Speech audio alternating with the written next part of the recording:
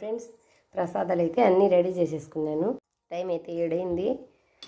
ఇల్లంతా శుభ్రం చేసుకొని మా పాప ఇల్లంతా శుభ్రం చేసే లోపల నేను ప్రసాదాలు అన్నీ రెడీ చేసినాను. పులిహోర చేసినాను స్వామివారికి. ఎలాగో నాగరపల్లె వంతు కూడా వచ్చింది ఫ్రెండ్స్ ఈరోజేను. అందుకని అమ్మకు కూడా వడపప్పు కొంచెం ప్రసాదం ప్లేట్లో పెట్టాను. స్వామివారికి అయితే పులిహోర, పాలు, వడపప్పు, పానకము, సలివిడి, దాలింప పండు, తాంబూలము. ఒక పండు పెట్టకూడదని మళ్ళీ ఖర్జూర పండు పెట్టిన ఫ్రెండ్స్. పండ్లు అయితే ఇంట్లో దండిగా లేవు, అందుకని ఒక పండు పెట్టకూడదని మళ్ళీ పక్కన ఖర్జూర పండు ఒకటి పెట్టినాను. 2 పండ్లు పెట్టిన ఖర్జూర పండు.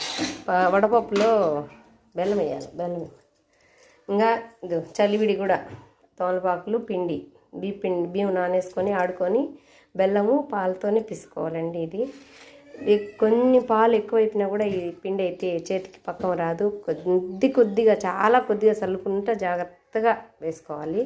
ఆ విధంగా అయితే పిసి పెట్టుకున్నాను. ఇంకైతే పాపకు కూడా క్యారీ పెట్టేసి ఇంకా గర్భగుడిలోకి పోతే ఇంకా అన్నీ అలంకారం చేసేసుకుంటే ముందు ఈ విధంగా ప్రసాదాలన్నీ ఇక్కడ కూడా కొంచెం చాలే. ముందైతే ప్రసాదాలన్నీ రెడీ చేసేసుకుంటే మళ్ళీ తర్వాత ఇంకా దేవుడి వాళ్ళు బాగా అలంకరించుకొని ఇంకా దీపాలు అయితే పెట్టేసుకోవడం ఫ్రెండ్స్. ఇది ఈ పూట పొద్దుని వచ్చిన వీడియో.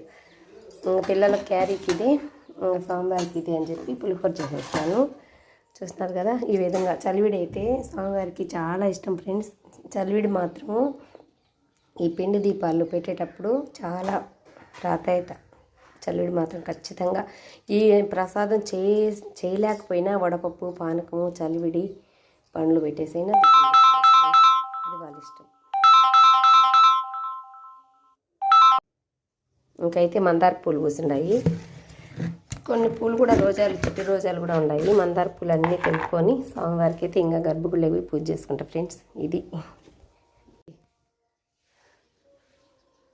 పొద్దున్నే లేచినా కూడా మాకైతే పని అవ్వదు ఫ్రెండ్స్. ఎందుకంటే ఇల్లు చాలా పెద్దది. ఇల్లంతా తుడుచుకోవాలన్నా